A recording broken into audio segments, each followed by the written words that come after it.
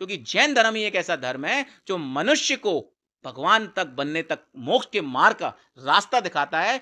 अहिंसा परमो धर्म की। जैन समाज पूरे विश्व में ईमानदार, ज्यादा से ज्यादा टैक्स देने वाली, अहिंसा को अपनाने वाली, जियो जीने दो का महावीर जी का संदेश देने वाली है। मैंने आज तक जैन समाज के ऊपर कोई वक्तव्य नहीं दिया है, लेकिन कल ये लड़ाई देखकर मुझे ऐसा लगा कि वो बुजुर्ग जो व्यक्ति हैं उनके ऊपर जो कुठाराघात हमला किया गया है, अगर ये हमला किसी युवा साथी के ऊपर होता और कहीं वो पलटवार अजित बरैया जी पे बड़ा हो जाता। ग्वालियर में कल एक वीडियो वायरल हुआ है, उस विषय पर आप क्या कहना चाहेंगे?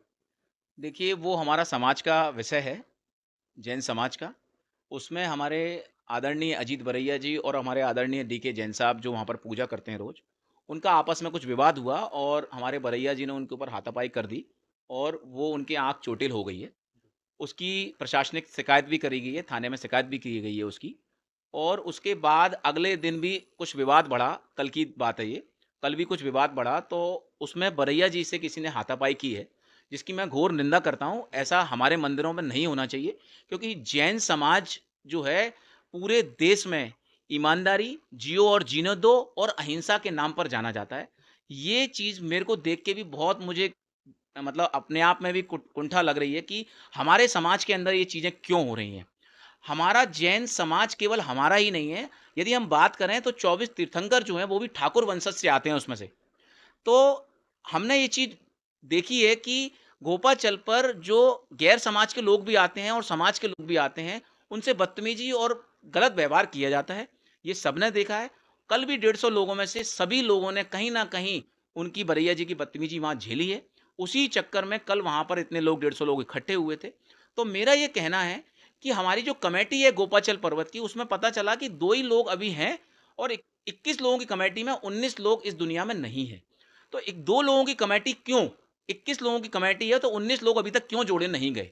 और जहां हमारे संत लोग जो हैं वो बार-बार कहते हैं कि युवा लोग जो हैं उनको अभिषेक करना चाहिए, उनको पूजा पाठ करना चाहिए, उनको ज़्यादा से ज़्यादा आना चाहिए आगे पूजा में।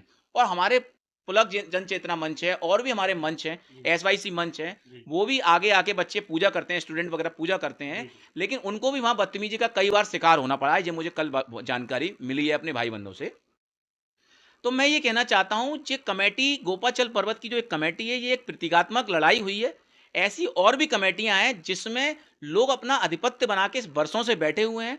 मेरा ये मानना है कि इनके विधिवत संवैधानिक तरीके से चुनाव होना चाहिए और उसमें युवाओं की भागीदारी हो, महिलाओं की भागीदारी हो, बुजुर्गों की भागीदारी हो, सबकी भागीदारी। क्योंकि अगर प्रधानमंत्री की भी बात कर लें अपन, तो वो भी ये कहते हैं कि सबकी बराबर की भागीदारी हर संगठन में होनी चाहिए। तो हमारी कमेटियों में भी इन सब की भागीदारी सुनिश्चित की जानी चाहिए। अभी हमारी जो कल मीटिंग हुई थी उसमें 3 दिन का समय दिया गया था। हमारी दोबारा 1-2 दिन बाद मीटिंग होनी है, उसमें आगे के डिसीजन समाज लेगा। इसमें ये समाज का मामला है, समाज अपने लेवल पे इसको निपटाएगा और जो बात प्रशासन तक गई है वो प्रशासन भी उसको अपने लेवल पर निपटाएगा और इन चीज़ों को हम बैठ के निपटा लेंगे।